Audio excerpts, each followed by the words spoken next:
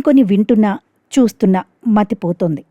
ఊహకి కూడా అందని కూరలు, రుచుల అలవాట్లు మనల్ని షాక్ చేస్తాయి. అసలు ఇప్పుడు చూడబోతోన్న ఈ విశేషం, ఇంత దారుణ కూర జీవితంలో ఇప్పటి వరకు మీరు ఎప్పుడూ ఎక్కడా విని ఉండకపోవచ్చు.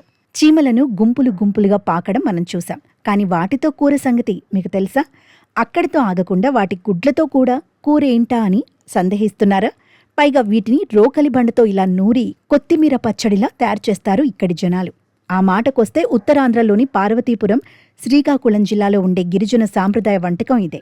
వీరి ఆహార అలవాట్లకు మనం తినే ఆహారాలకు చాలా తేడా ఉంది. అసలు వీళ్ళ టేస్ట్ చాలా డిఫరెంట్. ఇక్కడి జనాలు అడవిలో ఉండే ఎర్రచీమలను ఇష్టంగా తింటారు. ఇంకా వీటితో అయితే రకరకాల వంటకాలు చేస్తారు. పులుసు, ఇగురు, కూర ఇలా ఎన్నో రెసిపీలు చేస్తారు. ఈ నెల నుంచి మొదలయ్యి 4 నెలల పాటు ఆహార వేటలు వీటిని తింటారు. చెట్లపై ఉండే పుల్లేరు చీమల గూళ్లను తీసుకుని వీటి నుంచి గుడ్లను వేరు చేసి తింటారు. దీనిని తినటం వలన ఆరోగ్యానికి ఎంతో మేలు చేస్తుందని అంటున్నారు.